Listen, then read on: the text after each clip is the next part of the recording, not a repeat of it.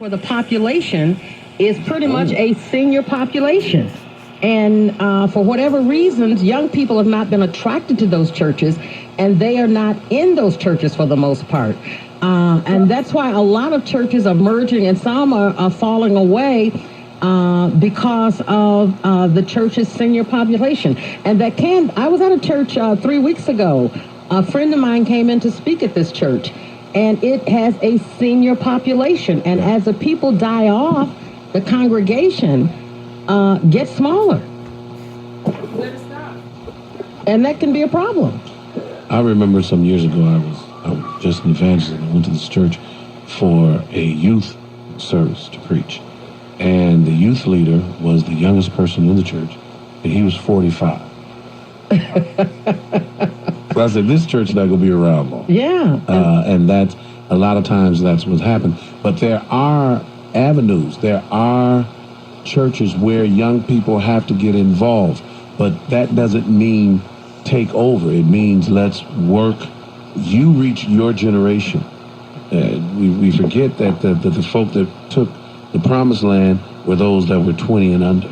Mm-hmm. And so you have to prepare. But you have to grow into your position. You have to grow into it. You know, there seems to be, and Bishop Sheard, I don't know if you have experienced this, but I work with young people all the time, and I tell you, I go home stressed sometimes simply because some of them are not willing to earn their way. Mm-hmm. With technology and everything else, Bishop Sheard, they think, hey, it's an instant thing. But there are dues to be paid. I mean, you've got to learn and grow into your positions. Well, you know, Ms. Gaddis, and I hear that, brother, but here's the thing, because when I took over Greater Emmanuel in 1988, there were 8 people there, and they were all senior citizens. And so at that point, when I took over that church, I had to devise a plan where I did not offend my senior people, and at the same time attract new blood. And sometimes for a minister, that's a tightrope to walk. And so now that I am some years old, I am now, I'm trying not to tell your age. No, hey, we good. It's good to be here, Bishop. And so now that I am a little older, I thank God that I have my son and daughter who constantly stay on me and about, hey, Dad, you got to do this. And I do the same thing to my dad. I say, hey, man, you can't do that. You can't do that. But we need, that's the blessing of having children, that they will keep you in line if you let them. And we have to develop those kind of relationships. So there's a bridge that has to be built between generations, and we have to very meticulously and deliberately build those. Can I tell you a quick story, and then I got to also. And you got to let you go. And Leroy, we're going to give you 30 seconds, 1 minute with Bishop Sheard and Bishop Winers, because Bishop Sheard has to leave. You can stay with Bishop Winers. Go ahead, Bishop. Well, you know, when I was in, of course, my church, I took over the church in Highland Park, Michigan. And I recall going out into the neighborhood, inviting people, going to the malls, passing out tracts. You know, I was not as popular as Bishop Wine, and so I had to do the work. And so I recall a young lady coming to the church one day, and she was not quite dressed according to the church's decorum appropriately. And she came in, and one of my church mothers, she got her, and she didn't even know this girl. She got her, she took her stole off, and she wrapped it around her and said, don't you dare come up in this church looking like that. That's a shame before God. And so they told me what happened. I took Mother in the back, in the office rather, and I said to her, I said, Mother, I said, you know, I love you so much. I need you to help me. I said, these girls don't know nothing about church. I said, and I can't clean the fish until I catch them. And she sat there and cried. She said, oh, Pastor, I'm so sorry. But you have, like I say, walking that line, it can be very slippery, but you got to somehow find a way to bridge that gap. And that mother, of course, she's going on to be with the Lord now. But she broke down and cried like a baby. Oh, Pastor, I wouldn't do nothing to hurt you. But we have to sell our program. Pastors are the epitome of salesmen. And if you don't know how to sell your program to certain people, you'll be dead in the water. Just give us one more minute, Bishop. Leroy's been holding for quite some time, and I appreciate your patience. Leroy, go ahead, please.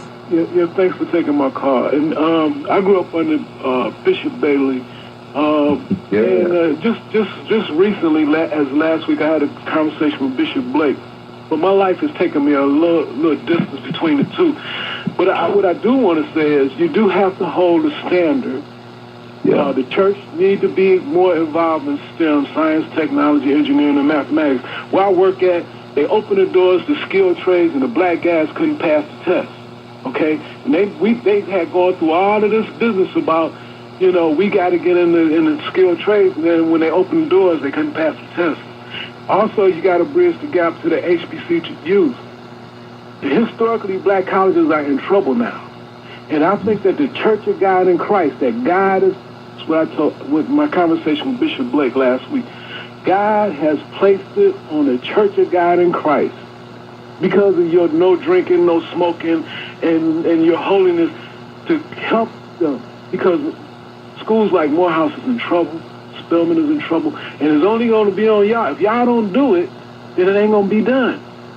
It just ain't going to be done. Morris Brown closed, it ain't going to be done. So I think you got to hold it. You got to sell yourself, but you can't sell yourself to the devil. You got to hold the standard, and I'll hang up. And thanks for taking my call. Thanks so much, Leroy. As you exit the show, Bishop Sheard, your response to that? Well, the brother is right. We have to know by no means we can never take down on our standards. I'll tell anybody that I'm a holiness preacher. If you wake me up at 3 o'clock in the morning, I'm just a groggy holiness preacher, but I'm that all the time. But we have to do that, and we have been reaching out. I think Bishop Winan and I, maybe about a year ago, were in some conversation with, I believe it was Wilberforce. Isn't that right, Bishop? Yes. Yeah. We were in a conversation with Wilberforce trying to get some things done. And however, when we in Morehouse and all of those colleges, we, as a board member of the Church of God in Christ, we are in constant communication with the ITC there. And once again, as the brother said, we have to make sure that their doctrines and principles are not in contrary to what we teach for us to embrace them wholly, and I mean wholly, completely. So that we're constantly working on that, and we've reached out to the black colleges, and we're trying to make sure that we stay on point with what our doctrine is all about. Thank you so much, Bishop Sheard. Thank you. Thank you for having me, This is my friend. Ms. Gaddis. And I'm so glad Marvin Winans is your friend, because this one I'm putting it down in the history books, and I appreciate you.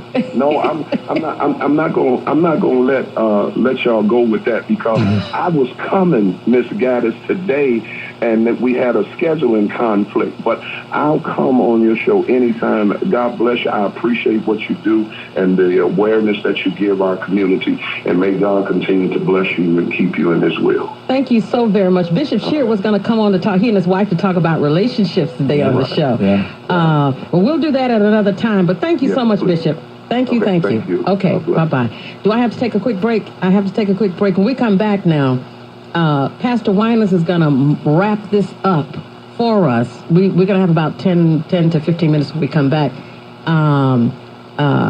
There is no returning to the fold without us making one major step. We're going to go there after this break. Wesley is a truck driver. I drive a truck.